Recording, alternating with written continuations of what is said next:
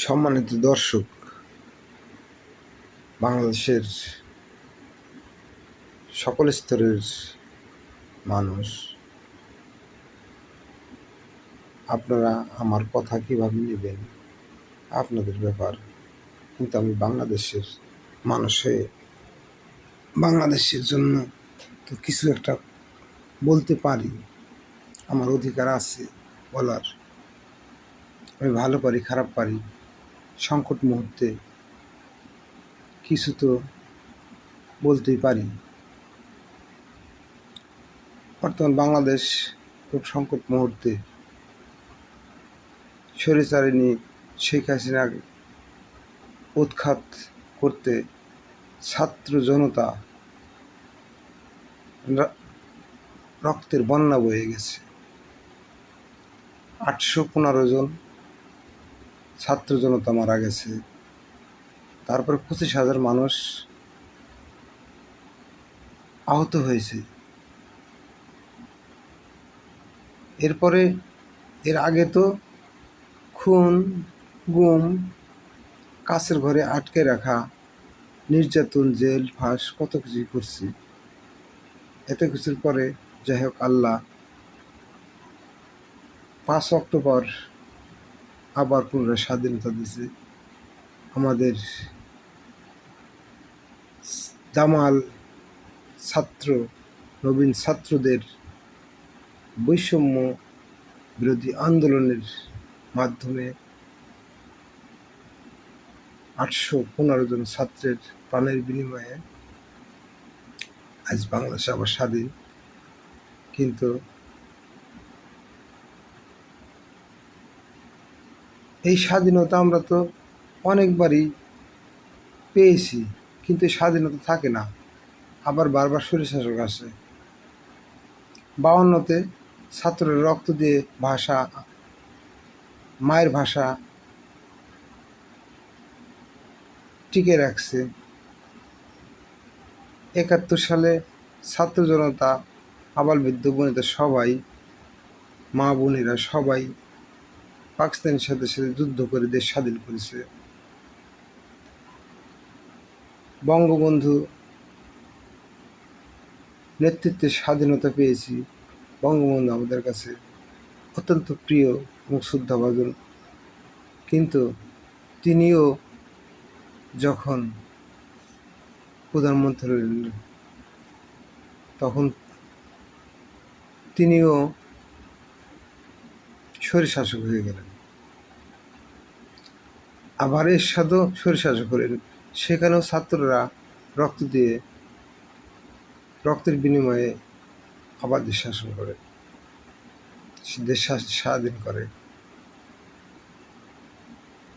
শেখ হাসিনা ক্ষমতায় এসে ক্ষমতাকে টিকিয়ে রাখার চেষ্টার জন্য বিভিন্ন ধরনের কলাকৌশল করে 18 বছর ক্ষমতা থাকিয়ে দেশটাকে শেষ করেছে। সেখানেও ছাত্র জনতার রক্তের বিনিময়ে আবার দেশ স্বাধীন হয়েছে। তো এইভাবে তো দেশ একের পর এক স্বাধীন হবে, আবার স্বৈরশাসক আসবে, আবার দেশ শাসন হবে, আবার স্বৈরশাসক আসবে। তো আমরা এভাবে কত যুদ্ধ করব? আমাদের দামাল ছেলেরা কত যুদ্ধ করবে, কত মরবে? একটা বিশ্ববিদ্যালয়ের একটা ছাত্র কত ব্রেনি, তাকে পড়াতে কত খরচ হয়, কত বাবা মার আশা থাকে, সেই সব ছাত্র মারা যায়। একটা ছাত্রের পিছনে রাষ্ট্রেরও কত খরচ, আবার বাবা মায়ের কত খরচ। এই ধরনের ছাত্র মারা গেলে দেশের ব্রেন, বুদ্ধি কমে যায় না? অবশ্যই কমে যায়। মেধা শক্তি কমে গেলে দেশের তো উন্নতিও কমে যায়। তাই আমরা এভাবে কত যুদ্ধ করব?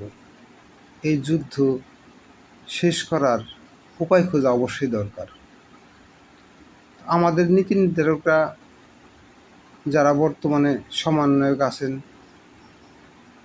তারা অনেক বুদ্ধি করে দেশটাকে নতুনভাবে শান্তিতে গড়ার চেষ্টা করছে।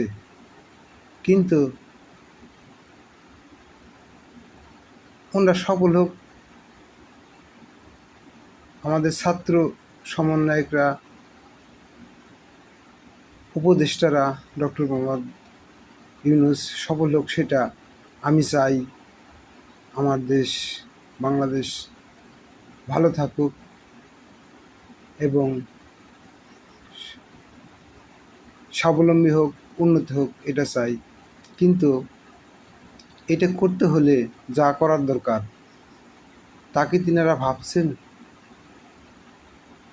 তিনারা ভাবছেন সৎ মানুষ আমরা রাষ্ট্র পরিচালনা দেব, কিন্তু মানুষ সৎ থাকবে কিভাবে? মানুষের হলো 5টা রিপু দ্বারা মানুষের তৈরি। এই 5টা রিপু মানুষের শত্রু: কাম, ক্রোধ, লোভ, মাদ, মৎকার্য। এই 5টা রিপু মানুষকে সবসময় খারাপ পথে নিয়ে যায়। আবার শয়তান, সে শয়তান তো পশমের গুঁড়াতে ঢুকে আর বের হয় মানুষকে খারাপ পথে নেওয়ার জন্য। তাই এই যতই সৎ লোক আপনি দেন, ক্ষমতায় গেলে সে আর সৎ থাকতে পারে না। ক্ষমতার লোভে সে অসৎ হয়ে যায়। তাহলে আপনি এইভাবে কত সৎ লোক বাঁচবেন? যাকে আপনি সৎ লোক ভাববেন সেই ক্ষমতার দাপট দেখাতে যায়, ক্ষমতাকে ধরে রাখতে যায় জনগণকে নির্যাতন করবে, ছাত্র মারবে। তাই দেশের এমন একটা পরিকল্পনা করা দরকার যে পরিকল্পনায় দেশে শান্তি ফিরে কোনো প্রধানমন্ত্রী আর ক্ষমতা ধরে রাখতে পারে না। সেজন্যে আমার এই ক্ষুদ্র জ্ঞানে আমি 4টা বিষয় আলোচনা করব। এই 4টে বিষয়ে যদি আমাদের নীতি নির্ধারকরা, অন্তর্বর্তীকালীন সরকার উপদেষ্টারা করে, এই 4টে বিষয় যদি আইনে পরিণত করে, তাহলে কিন্তু বাংলাদেশের মানুষ সৎ থাকতে বাধ্য হবে। ওই 5টা রিপু ক্ষতি করতে পারবে না, আর শয়তানও পশমের গুঁড়া দিয়ে যাবে আসবে, ক্ষতি করতে পারবে না। কিন্তু এই 4টা আইনের সংস্কার না করলে তা সম্ভব না। তাহলে আমি বলি, 1 নম্বরে হলো গণতন্ত্রের প্রধানমন্ত্রীর ক্ষমতা কমাতে হবে। আর এই কমানোর জন্য প্রধানমন্ত্রীর প্রায় সমকক্ষ আর একটা পদ গণতন্ত্রে সংযোজন করতে হবে, যাতে ওই পদের লোকেরা প্রধানমন্ত্রীর কৈফিয়ত, কাজের হিসাব, তার জনমত যাচাই বাছাই করতে পারে, তার প্রস্তাবিত সংসদীয় বিল অনুমোদন দিলে প্রধানমন্ত্রী কাজ করতে পারবে, অনুমোদন না দিলে করতে পারবে না। এরকম ক্ষমতাধর একটা যদি পদ গণতন্ত্র সৃষ্টি করা যায়, তাহলে কিন্তু প্রধানমন্ত্রী ইচ্ছাকৃতভাবে খারাপ কাজ করতে পারবে না, লুটতরাজ করতে পারবে না, অন্যভাবে মানুষ জনগণকে মারতে পারবে না। কারণ সে একটা উদ্যোগ নিলে ওই ক্ষমতাধর পদ থেকে যে মানুষগুলো থাকবে তারা বাধা দেবে। তারা সই না করলে তো প্রধানমন্ত্রী তার কার্য পরিচালনা করতে পারবে না। কাজেই তার সই নিতে হলে তাকে নমনীয় এবং সৎ হতে হবে, তবেই ওই ক্ষমতাধর পদ থেকে সই পাবে, আর তখন উন্নয়নের জন্য কাজ করতে পারবে। আর যদি সে একঘেয়েমিভাবে কাজ করতে যে দেশের ক্ষতি করতে চায়, জনগণের ইচ্ছের বিরুদ্ধে করতে যায়, তখন ওই ক্ষমতাধর পদটা থেকে যখন বাধা দিবে, সই দিবে না, তার কাজে অনুমোদন দিবে না, তখন করতে পারবে না, তখন সে কিন্তু বাধ্য হবে, প্রধানমন্ত্রী বাধ্য হবে সৎ থাকতে এবং ভালো আচরণ করতে বাধ্য হবে। আর ক্ষমতা শেষে তাকে পদত্যাগ করতেও বাধ্য করতে পারবে। সেই পদটা আমি মনে করি নীতি নির্ধারক সমন্বয়ক পদটা রাখলে তাহলে কিন্তু প্রধানমন্ত্রীর ক্ষমতা একটু কমবে। আর এই পদটার জন্য যতই এককভাবে সে 200 সিট পাক না কেন, একা ক্ষমতা সরকার গঠন করতে পারবে না। এইখানেই ক্ষমতা কমাতে হবে যে নির্বাচনকারী অন্যান্য দলের আরও 7 কিংবা 9 দলের প্রধানদের নিয়ে নীতি নির্ধারক সমন্বয়ক গঠন করে তার সমকক্ষ সৃষ্টি করতে হবে, যাতে ওই দলটা, ওই পদটার লোকেরা প্রধানমন্ত্রীকে তার কাজের কৈফিয়ত তাকে সৎ পথ দেখাতে পারে, বিপদগামী হলে বাধা দিতে পারে, ভালো কাজে সহায়তা করতে পারে এবং সঠিক সময়ে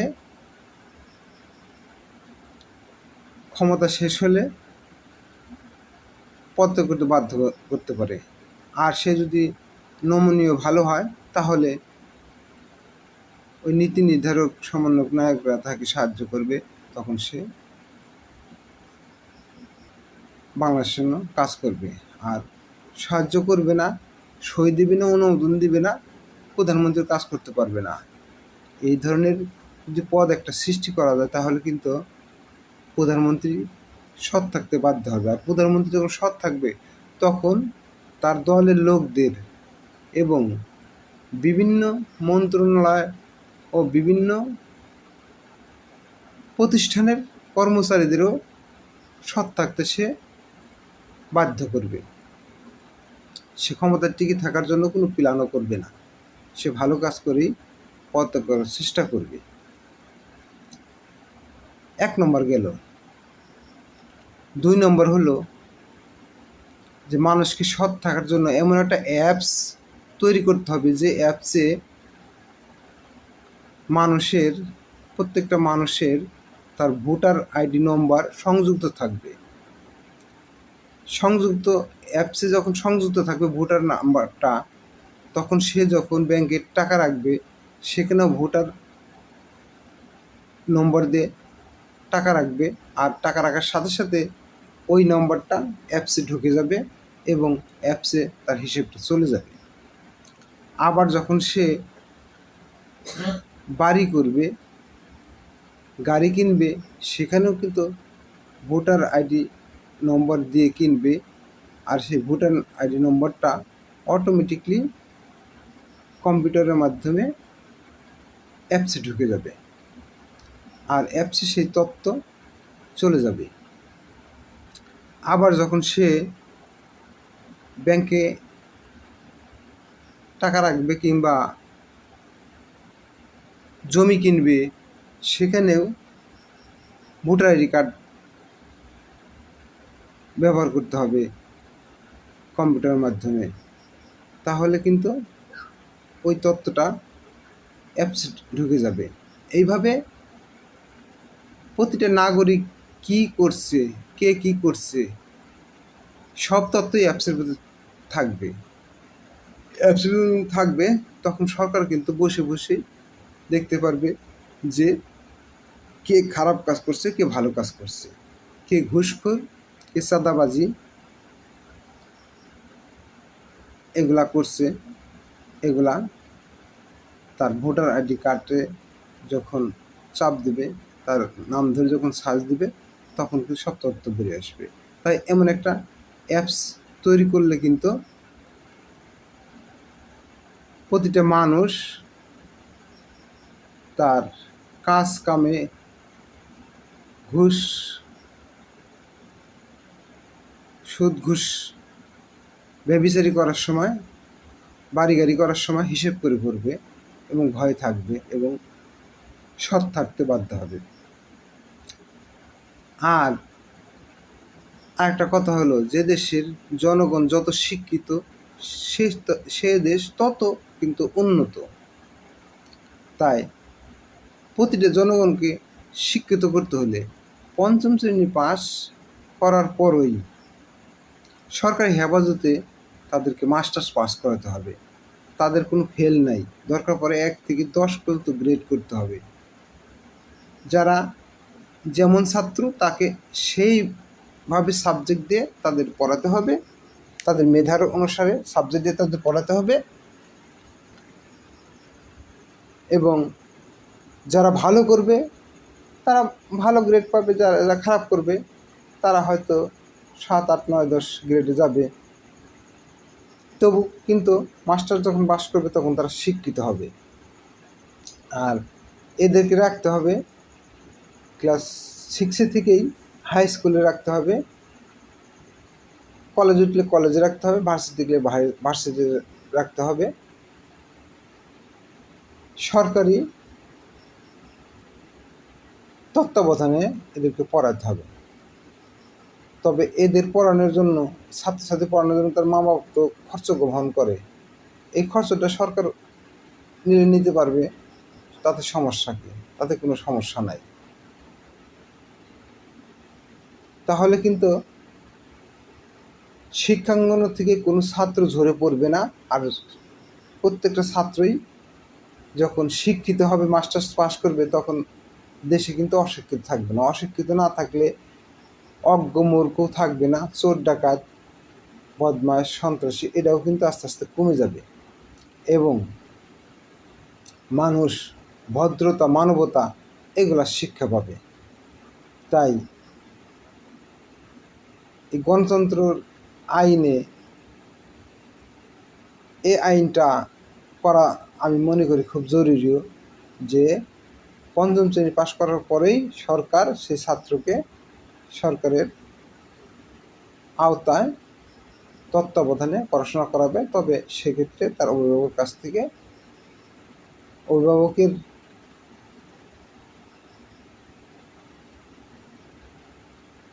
আর্থিক অবস্থার উপর নির্ভর করে, যে ধনী তার কাছ থেকে বেশি নেবে, যে মধ্যম তার কাছ থেকে মিডিয়াম নেবে, যে গরিব তার কাছ থেকে কম নেবে। এইভাবে নিয়ে সমন্বয় করে টাকা নিয়ে সমন্বয় করে সরকার নিয়ে দেশের প্রতিটা মানুষকে শিক্ষিত করবে। তাহলে শিক্ষিত জাতি যখন হয়ে যাবে তখন কিন্তু সভ্য হয়ে যাবে, তখন তাদের মনে সততা আসবে। আর একটা বিষয়, সেটা হলো প্রতিটা মানুষকে প্রতিটা মানুষের কিন্তু তার কোনো না কোনো ধর্ম আছে। আমাদের দেশে প্রধান ধর্ম হলো মুসলমান, তারপরে হিন্দু, বৌদ্ধ, খ্রিস্টান, এরকম আর বিভিন্ন ধর্মের লোক আছে। প্রত্যেক ধর্মেরই কিন্তু পাপ পুণ্যের বাণী আছে, কথা আছে। তাই ক্লাস 5 থেকে মাস্টার পর্যন্ত মুসলমানদের জন্য ইসলামী শিক্ষা থাকবে, নামাজ পড়ানোর শিক্ষা থাকবে, নবীর জীবনীর শিক্ষা থাকবে, বড় বড় যারা সাহাবী মনীষী এবং বড় বড় নামি দামি যারা ভালো শাসক ছিল তাদের ইতিহাস থাকবে। এবং বাপ মায়েরকে শ্রদ্ধা করলে বেহেশত, তাদের সাথে খারাপ ব্যবহার করলে পাপ, এই শিক্ষাগুলো থাকবে। চুরি করলে পাপ, ঘুষ খাইলে পাপ, সন্ত্রাসী করলে পাপ, আর পাপ করলে তার জাহান্নাম, তার বেহেশত নাই, মৃত্যুর পরে মানুষের তো বেহেশত যুগ আছে। এগুলা বোঝানোর জন্য এই ইসলামিক শিক্ষাগুলা ক্লাস 5 থেকে মাস্টার্স পর্যন্ত থাকতে হবে। তেমনিভাবে হিন্দু ধর্মেরও পাপ পুণ্যের বয়ান আছে তাদের ধর্মগ্রন্থে। হিন্দুদেরা হিন্দু ধর্মের সেই পাপ পুণ্যের বয়ানের শিক্ষাগুলো থাকবে, আদর্শের শিক্ষাগুলো থাকবে, যে শিক্ষা থেকে হিন্দুরাও কিন্তু পাপ পুণ্যকে ভয় পাবে, তারা ভালো হওয়ার চেষ্টা করবে। তেমনিভাবে খ্রিস্টানদেরও আছে, খ্রিস্টানদেরও সেই শিক্ষাটা শিক্ষানীতিতে প্রয়োগ করতে হবে। এভাবে প্রতিটা ধর্মের শিক্ষা পাঠ্যপুস্তকে থাকলে তাহলে কিন্তু মানুষ ছোটোবেলা থেকেই, প্রতিটা নাগরিক ছোটোবেলা থেকেই সে পাপ পুণ্যের শিক্ষা পাবে, বড়দের শ্রদ্ধা করার শিক্ষা পাবে, ছোটোদের চিহ্ন করার শিক্ষা পাবে। এবং তারা যখন সবাই শিক্ষিত হবে তখন কিন্তু খারাপ হতে পারবে না, হবে না, ভালোই হবে, সৎ থাকবে। তাই একটা দেশের উন্নয়নের জন্য এবং শান্তিপূর্ণ দেশ করতে হলে অবশ্যই এই 4টা আইন গণতন্ত্রে প্রয়োগ করা দরকার। তার নাম 1 নম্বর হলো যে প্রধানমন্ত্রীর কে যাচাই বাছাই কৈফিয়ত নেওয়ার জন্য একটা নীতি নির্ধারক সমন্বয়ক পদ সৃষ্টি করতে হবে। 2 নম্বর হলো অ্যাপসের মাধ্যমে যাতে মানুষের সকল তথ্য নেওয়া যায়, এই জন্য একটা অ্যাপ সৃষ্টি করতে হবে। ক্লাস 5 থেকে মাস্টার্স পর্যন্ত সকল ছাত্রদের সরকারি হেফাজতে শিক্ষিত করতে হবে, যাতে সবাই শিক্ষিত হয়। সবাই শিক্ষিত যখন হবে দেশে, তখন দেশ অবশ্যই উন্নত হবে। আর প্রতিটা